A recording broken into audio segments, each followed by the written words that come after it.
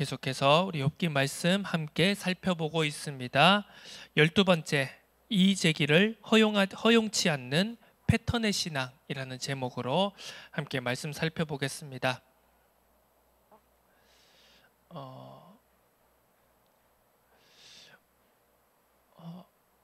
우리가 이제 말씀을 읽을 때, 이제 성경을 읽을 때 우리가 이제 주의할 것이 몇 가지가 있는데요. 계속 요즘 서론으로 들어가면서 우리가 성경을 읽을 때 뭐 주의할 점, 이런 부분들을 계속해서 좀 서론적으로 나누고 있는 것 같은데, 우리가 이제 세상에서도 오독이라고 하는 말을 자주 사용합니다. 오독이 무엇입니까? 잘못 읽는 것이죠. 뭐 글자를 잘못 읽는 것이다 라기보다는 글자는 제대로 읽습니다. 하지만 그 글자에 담긴, 단어에 담긴, 문장에 담긴, 그리고 문맥에 담긴 의미와 상황을 잘못 해석하고 이해하는 것을 우리는 오독한다라고 표현합니다.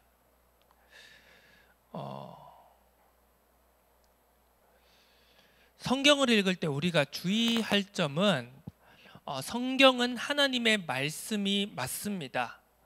성경은 하나님의 말씀이 맞는데, 자, 어떤 의미에서 하나님의 말씀이라고 하느냐라고 했을 때, 전체적인 의미와 전체적인 메시지에 있어서, 뜻에 있어서 하나님의 말씀이다라고 하는 것입니다.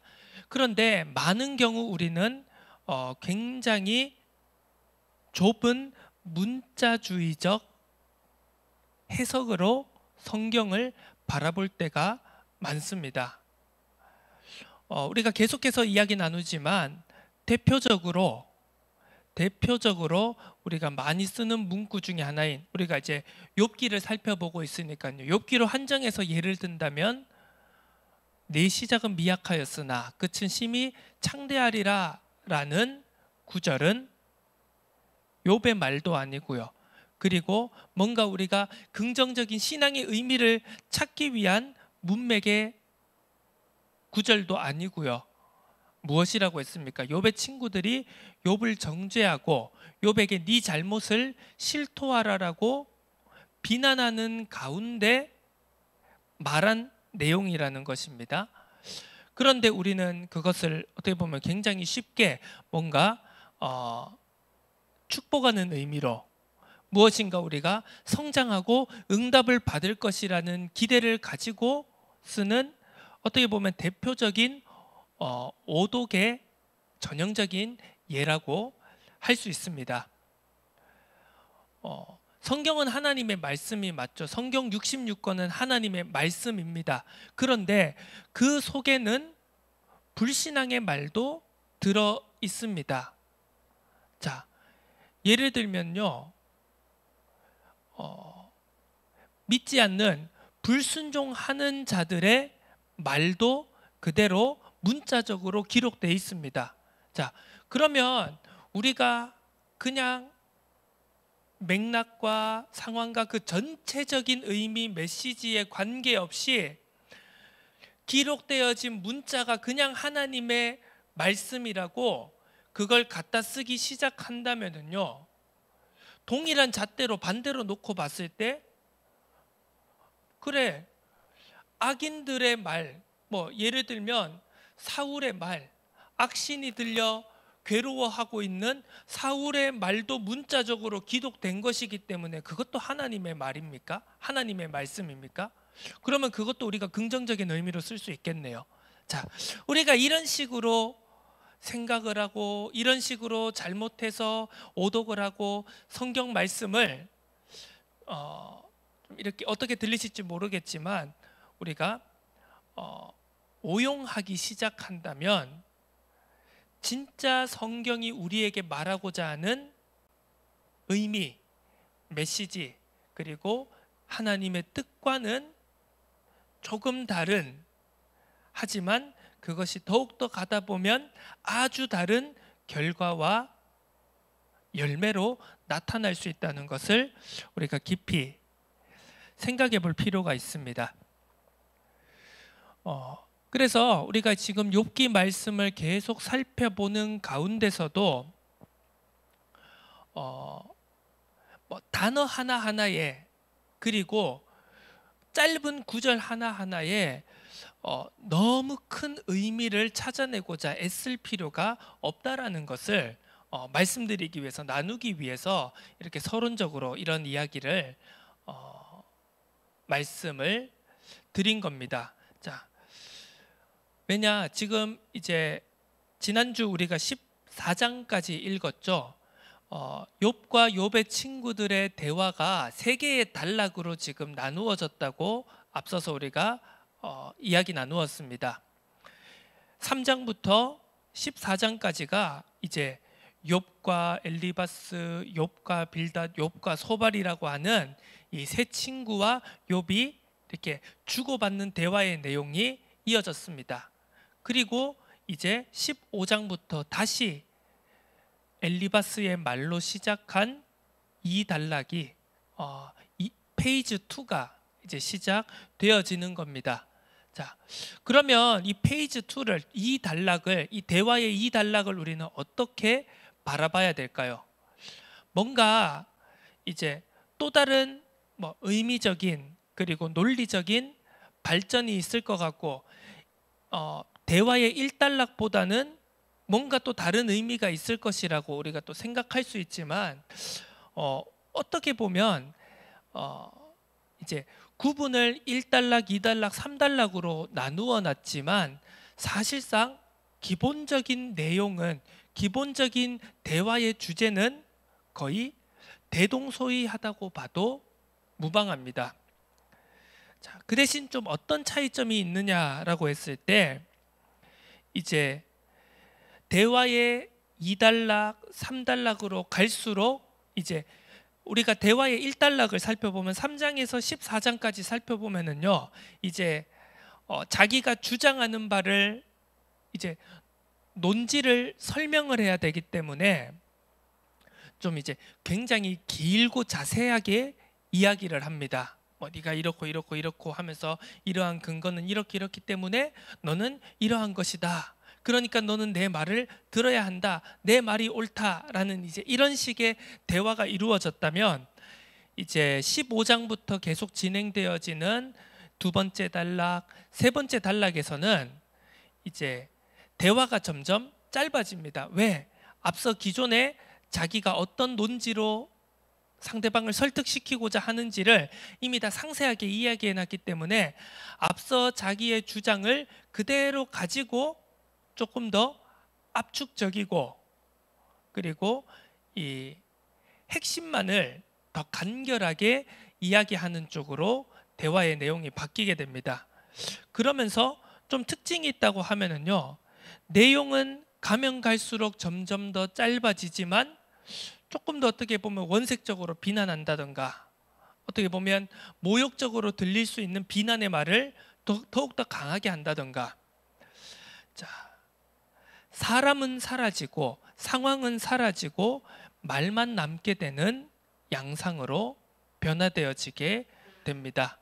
2단락, 3단락으로 간다고 해서 욥의 친구들이든 욥이든 뭔가 더욱 대단한 말, 새로운 주장, 새로운 논리를 펼쳐나가는 것이 아니라요, 앞서서 첫 번째 대화 단락에서 했던 이야기들을 그대로 반복하는 것을 볼 수 있습니다. 자, 그렇다면 우리가 이렇게 질문해 볼 수 있겠죠. 아니, 그러면 이 욥기의 저자는 그러면 1단락이랑 2단락이랑 3단락이 이 대화의 세 파트가 대동소이하다면 그냥 핵심만 기록해 놓으면 될 것을 왜 굳이 똑같은 내용을, 비슷한 내용을, 대화의 내용들을 1단락, 2단락, 3단락으로 해서 왜 이렇게 42장까지 이렇게 장황하게 써놓은 것입니까? 어떻게 보면 3장부터 14장까지만 서로 대화하고 뭐 그러다가 뭐 엘리후 나오고 하나님의 이야기 나오면 되는 것 아닙니까? 왜 똑같은 이야기를 이렇게 장황하게 기록해 놓은 것입니까? 하나님의 말씀이라는 것을 왜 이렇게 중구난방인 것처럼 이렇게 기록해 놓았습니까? 이렇게 이야기할 수 있습니다. 뭐 여기에 대한 의미를 유일한 답은 아니겠지만 여기에 대한 답을 우리가 한번 이야기해 보자면, 성경의 말씀은 성경 속에 기록되어진 사람들의 이야기는 우리들의 이야기와도 같다는 것을 우리가 여기에서 살펴볼 수 있다는 것입니다. 우리는 마치 성경 속의 이야기를 우리가 그렇게 이야기하잖아요. 성경은 신화가 아니다. 흔히 이제 신학적으로 성경의 비신화와 이렇게 이야기를 하면서 성경은 신화다. 성경이 중동의 고대 근동의 신화나 아니면 그리스 로마의 신화나 별반 다를 게 있냐? 성경도 신화다. 성경도 허구다. 이렇게 이야기를 하지 않습니까? 우리가 그렇게 이야기한다는 게 아니라 많은 사람들이, 자유주의적인 신학을 말한다는 사람들이 성경은 신화다, 아니면 성경을 믿지 않는 사람들, 신앙을 가지지 않는 사람들이 그거 성경도 신화 아니야? 그냥 세상의 역사에 있었던 수많은 신화들하고 그 중에 하나 아니야? 라고 말하지 않습니까? 그럼 우리는 어떻게 대답합니까? 아니다. 성경은 신화가 아니다. 성경은 진짜 이야기다. 진짜 역사이고 정말 살아계시고 실존하신 하나님의 말씀이다라고 우리가 강하게 이야기하지 않습니까? 그런데 그렇게 말하면서도 우리는 이 성경 속 내용들을, 그리고 성경 속에 기록되어진 성경 속 인물들을, 신앙의 인물들을 우리도 모르게 신화화시키는 오류를 범하고 있습니다.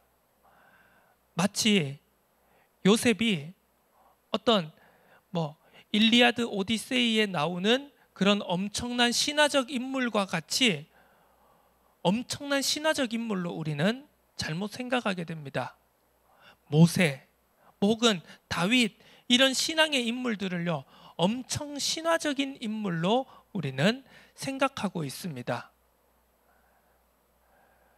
성경은 신화가 아니라고 말하면서도 우리는 성경 자체를, 그리고 성경 속에 있는 인물들을, 우리가 읽는 성경 속 인물들을 신화화시키는 잘못을 범하고 있다는 것입니다.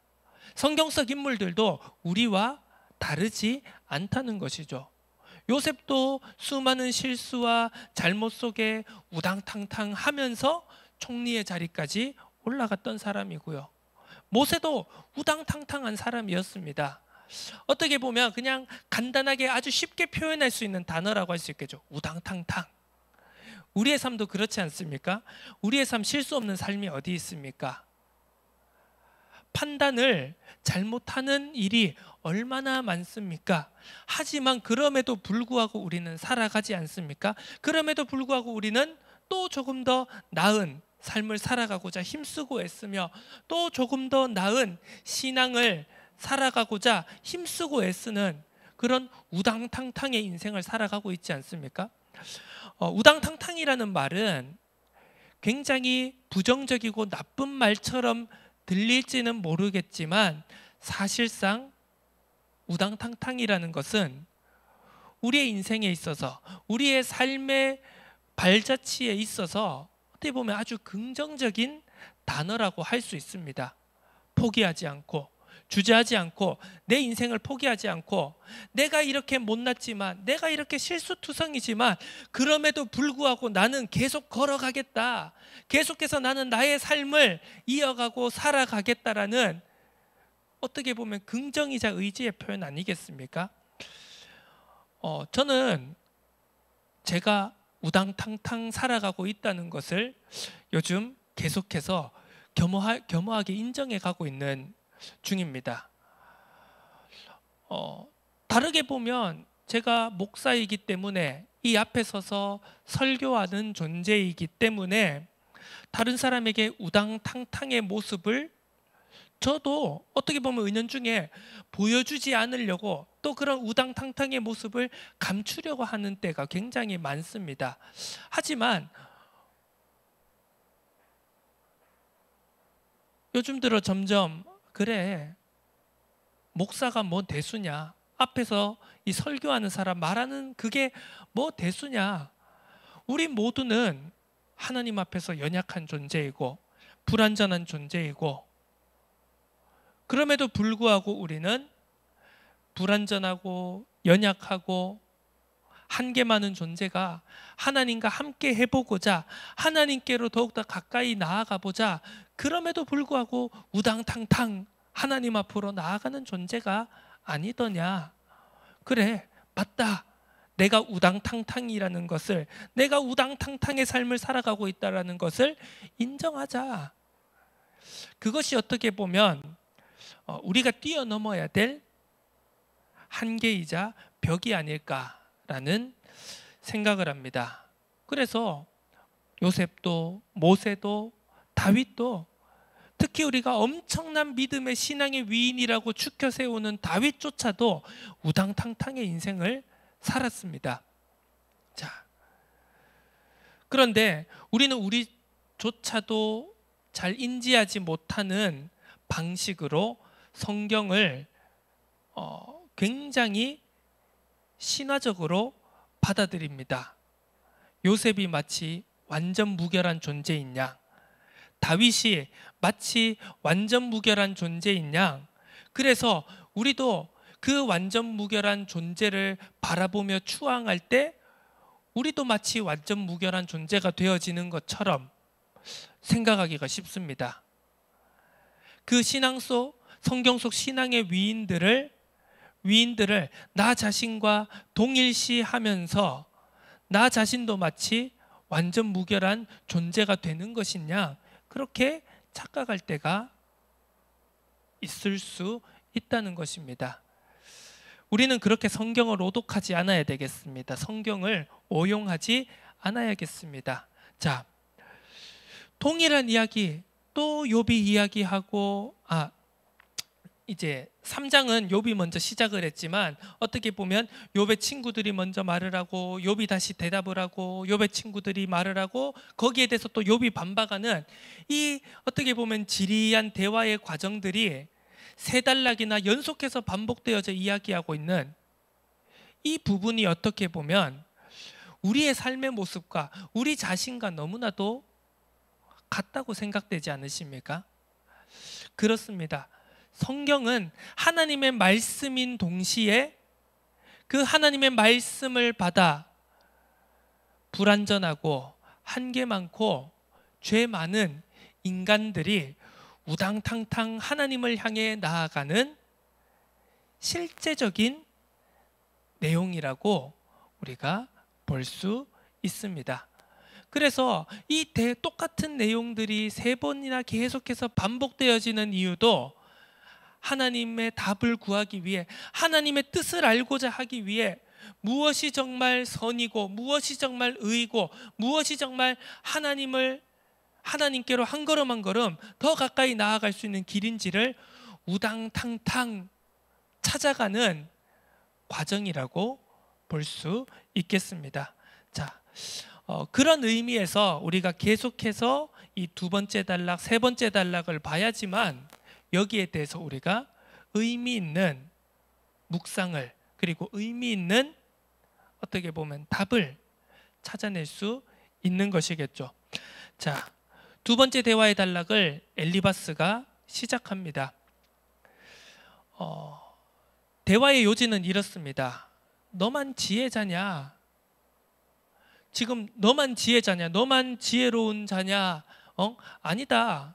자, 이 엘리바스는 아마 이 욥을 포함한 이 네 사람 중에서 가장 연장자일 것으로 추측이 됩니다. 왜냐하니까 대화의 내용을 가만히 살펴보면 연로한 자, 그리고 앞선 자들, 그리고 나이가 많은 자들, 앞서서 지혜를 가진 자들, 이런 걸, 이 연배를 굉장히 강조하고 있기 때문입니다. 야, 여기에는 네 아버지보다 나이 많은 사람들이 있다. 야, 어린 것이 뭐 건방지게, 네가 뭘 그렇게 많이 알고, 네가 얼마나 많이 살아봤다고 네가 그런 건방진 소리를, 교만한 소리를 하느냐. 이것이 지금 엘리바스의 대화의 요지인 것입니다. 너만 지혜자냐? 아니다. 우리도 지혜를 가지고 있고, 특히 나는, 그러면서 이제 엘리바스는 이렇게 이야기를 하죠. 내가 본 것을 설명하겠다. 이는 곧 지혜로운 자들이 전하여 준 것이다. 그들의 조상에게서 숨기지 아니하였다. 막 이렇게 이야기를 하면서 내가 전통으로부터, 선조로부터, 조상으로부터, 지혜자들로부터 받은 내용을, 이 지혜를 너에게 전달해 주겠다. 이렇게 이야기하고 있습니다. 연배를, 나이를, 경륜을 굉장히 강조하고 있죠. 그런데 여기서 우리가 한번 생각해 볼 것은, 이제 엘리바스가 욥을 바라보면서 욥을 향해서, 야, 너만 지혜자냐? 왜 너만 지혜 있다고 말하느냐? 이렇게 욥을 비난하고 있지만요, 사실 욥은 한마디도 직접적으로 야, 나만 지혜를 가졌어라고 말한 적이 단 한 번도 없다라는 겁니다. 욥은 지금 하나님께 대해서, 하나님께 대하여 지금 절규하고 좌절하고 울부짖고 이렇게 했을 뿐이지, 그리고 뭐 나는 하나님 앞에서 떳떳하다 이렇게 이야기했을 뿐이지,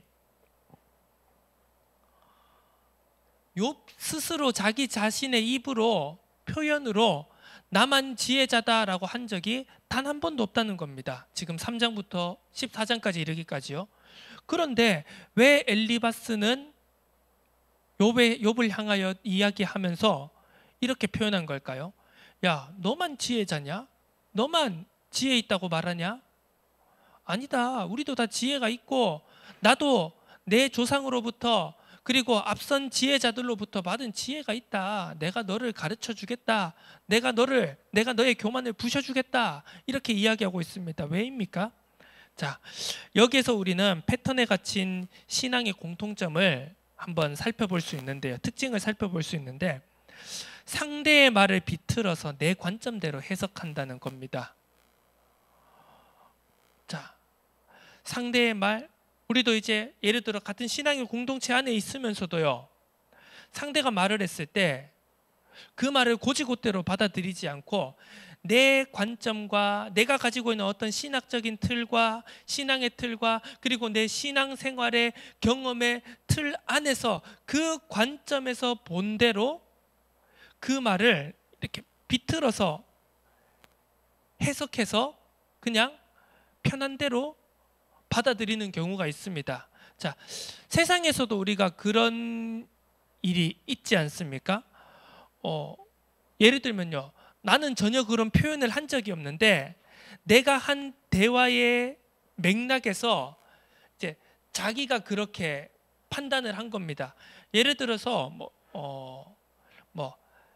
우리가 상대방에 대해서, 그리고 어떤 대화 내용에 대해서 이렇게 속된 말로 싸가지 없다라고 느낄 수 있지 않습니까? 근데 싸가지가 없다라고 하는 것은요, 굉장히 주관적인 판단일 수 있습니다. 싸가지 없다는 걸 객관적으로 우리가 판단할 수가 없는 거죠. 그러면 어떤 이야기가 있습니다. 어떤 대화를 했습니다. 그런데 내 기준과 내 관점에서 봤을 때, 아, 저 사람이 굉장히 무례하고 싸가지가 없는 말을 했다라고 느낍니다. 그러면 다른 사람한테 가서 이야기를 전할 때, 아, 저 사람이 되게 나한테 싸가지 없는 말을 했어. 어떻게 버릇없게, 건방지게, 예의 없게 그런 말을 할 수가 있지? 라고 하면서 저 사람 싸가지 없는 말 했어. 그렇게 이야기를 합니다. 그런데 실제로 그 사람은 그냥 문자적으로 봤을 때 그런 말을 한 게 아니거든요. 그런데 그 사람이 일단 느끼기에 내 기준에서, 그 사람의 기준과 선에서 봤을 때 뭐 싸가지가 없었다라고 하고, 그 사람은 싸가지 없는 말을 한 사람이 되는 겁니다. 이제 그런 것이겠죠. 자, 그 말을 하지 않았지만 어떠한 이제 하나의 문장과 단어 속에서 내가 그걸 해석해서 전혀 내가 한 적이 없는, 내가 주장한 적이 없는 내용을 저 사람이 주장했어 라고 말하는 경우가 세상에서도 비일비재하게 발생합니다. 자, 우리가 신앙에 있어서도 그렇습니다. 너무 쉽게 우리는 무엇인가 이제 단정 짓는 경우가 있지 않습니까? 뭐 불신앙한다 라든지 믿음이 없다라든지 뭐 복음이 덜 됐다라든지 그런 표현들은 우리는 너무나 쉽게 하지 않습니까? 그런데 무엇을 보고, 어떤 단어를 보고, 어떤 표현을 보고 우리는 상대방에 대해서 불신앙한다, 믿음이 없다, 심지어 복음이 덜 됐다라는 그런 표현을 너무나도 쉽게 쓰는 걸까요? 우리는 그 부분을 한번 깊이 생각해 봐야 됩니다. 우리가 내가 알고 있는 신앙의 틀, 내가 알고 있는 신학적인 테두리, 내가 알고 있는 어떤 교리적인 한계, 그 안에서만 우리가 이 세상에서 일어나고 있는, 또 우리가 신앙생활을 하고 있는데 우리에게 닥쳐오는 모든 상황들을 우리가 우리 테두리 안에 있는 것만으로 다 설명할 수 없다는 것입니다. 우리는 지금 계속해서 욥기 말씀을 살펴보면서 지금 생각하고 있습니다. 패턴 밖에서, 질서 밖에서 일어나는 하나님의 섭리도 분명히 있다는 것을 말입니다. 그러면 우리가 생각하는 기존의 질서와 패턴과 어떤 우리의 테두리, 그 범주 밖에서 벌어지는 일들에 대해서 우리는 분명한 답을 내릴 필요가 있다는 것입니다. 내가 생각한 것만으로, 내가 살아왔던 것만으로, 내가 알고 있던 것만으로 결론 지을 수 없는 분명한 하나님의 뜻이 있다. 그러면 우리는 그것을 그 테두리 밖에서, 그 패턴 밖에서, 질서 밖에서 우리는 하나님의 뜻을 찾아볼 필요가 있다. 자, 우리가 서로 가지고 있는, 흔히 이제 뭐 본진이라고 표현할 수도 있고요. 우리가 가지고 있는 우리의 테두리라는 것은 물론 중요합니다. 왜? 우리가 모든 걸 할 수 없기 때문에, 우리가 모든 걸 담을 수 없기 때문에요. 세상 사람들 중에 그렇게 굉장히 사람 좋게 이야기하는 사람도 있습니다. 그래, 장로교도 품고 감리교도 품고 우리가 칼빈주의도 품고 뭐 알미니안주의도, 웨슬리주의도, 뭐 자유신학도, 뭐 칼바르트도, 뭐 이런 모든 신학적인 교리도 우리가 다 품으면 좋지라고 말하는 것은 사실상 굉장히 공허한 이야기입니다. 우리는 그 모든 것을 다 품을 수가 없습니다. 왜? 우리가 한계 있는 존재이기 때문에요. 우리가 태어난 배경이 있고요, 우리가 살아온 배경이 있고, 우리가 배워온 배경이 분명히 있습니다. 저는 굉장한, 어떻게 보면 보수적이고 장로교적인 배경에서 태어났고 자라왔습니다. 이런 제가 한순간 하루아침에 감리교적인, 알미니안적이고 웨슬리안적인 그런 신앙적 사고를 하기는 거의 불가능에 가깝습니다. 제가 아무리 내 신앙의 배경 안에 뭐 잘못된 점들이 있을 수 있어, 개혁돼야 될 점이, 갱신돼야 될 점이 있을 수 있어 라고 말은 하지만, 저는 여전히 제가 태어났고 자라왔고 배워왔던 그 신앙의 배경을, 테두리를 저는 절대 벗어날 수 없습니다. 우리는요, 한계가 있기 때문에 각자의 영역과 테두리라는 것을 인정할 수 있어야 됩니다. 하지만 그것과 동시에 우리는 내 테두리와 내 패턴과 내 질서라는 것도 우리는 언제든지 뛰어넘고 그 밖에서 생각할 수 있어야 된다라는 그 관점을 우리는 절대로 놓치지 말아야 됩니다. 자꾸 내 테두리에, 내 패턴 안에, 내 질서 안에 갇히게 될 때 우리는 사람은 사라지고 상황은 사라지고 말과 교리만 남게 되는, 어떻게 보면 엘리바스와 같은, 욥의 세 친구와도 같은 상황 속으로 빠지게 된다는 것을 우리는 깊이 생각해 볼 필요가 있습니다. 말씀을 정리하도록 하겠습니다. 욥은 지금 기존 질서에 대해서, 기존 질서라고 하면 좀 너무 반동적으로 보이나요? 그게 아니라 해왔던 신앙의 패턴에서는 절대로 이해할 수 없는 고난과 어려움을 맞닥뜨리고 있죠. 그 누구보다도 욥은 기존 신앙의 질서에 충실하던 사람이었습니다. 얼마나 충실했습니까? 자기 자녀들이 혹여나 하나님께 범죄했을까 해서 매일매일 자녀들을 위해서 번제를 드리던 사람이, 제사를 드리던 사람이 욥이었습니다. 얼마나 기존의 신앙의 질서에 충실한 사람이었습니까? 그런데 이해할 수 없는 고난이 찾아왔을 때, 내가 살아왔던 대로, 내가 신앙생활 해왔던 대로는 도저히 설명할 수 없고 답을 구할 수 없는 문제가 나에게 찾아왔구나. 그럼 나는 어떻게 해야 되지? 지금 이의 제기를 하고 있는 겁니다. 그것이 하나님에 대하여 불평불만하는 것처럼 보이지만 그 속에서 욥은 하나님, 내가 배워왔던 대로, 내가 살아왔던 대로, 내가 해왔던 대로는 절대로 이해되지 않는 이 상황을, 하나님, 내가 신앙 가진 자로서, 하나님을 믿는 자로서 이건 제가 어떻게 받아들여야 됩니까? 어떻게 답을 내야 됩니까? 하나님, 제발 답해 주십시오 라는 지금 이의 제기를 하고 있는 겁니다. 그런데 욥의 친구들은 어떻습니까? 엘리바스는 어떻습니까? 이의 제기하지 말라는 겁니다. 네가 하던 대로 해. 야, 우리의 신앙의 질서, 우리의 삶의 패턴대로 그 안에서 좀 해결해 라고 하는 겁니다. 그러니까 어떻게 되죠? 해결책이, 야, 네 죄를 찾아내, 빨리 회개해. 그러면 다시 회복시켜 주실 거야. 네 질병도 고쳐지고 네 재물도 다시 돌아오고 자녀들도 가족들도 다시 회복될 거야. 지금 그걸로 해결되는 게 아니지 않습니까? 자, 우리는 이의 제기를 허용치 않는 패턴의 신앙, 거기에서 벗어날 필요가 있습니다. 우리가 질서가 필요 없다는 말이 아닙니다. 기존의 것이, 전통이, 우리가 알던 것이 필요 없다는 것이 아닙니다.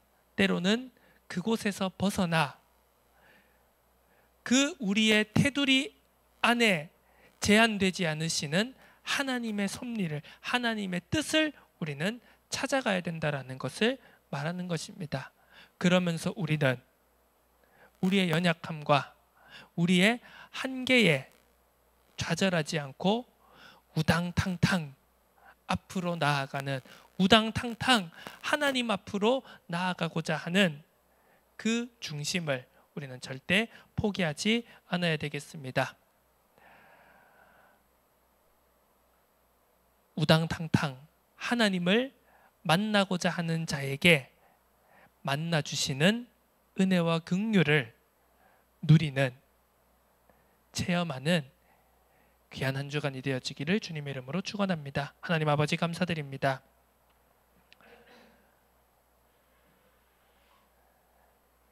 나의 이해 범주와 나의 질서와 나의 패턴과 내가 살아왔던 그 한계 밖에 있는 하나님을, 하나님의 뜻을 만날 수 있는 그 우당탕탕의 삶을 좌충우돌의 신앙생활을, 그 발걸음을 우리가 지치지 않고 포기하지 않고 계속해서 걸어 나갈 수 있도록 우리에게 은혜와 긍휼을 부어 주시며 보듬어 주시는, 위로하시는, 일으켜 주시는, 함께 가주시는 그 힘을 공급받을 수 있도록 은혜 더하여 주옵소서. 감사드립니다. 예수 그리스도의 이름으로 기도드립니다. 아멘.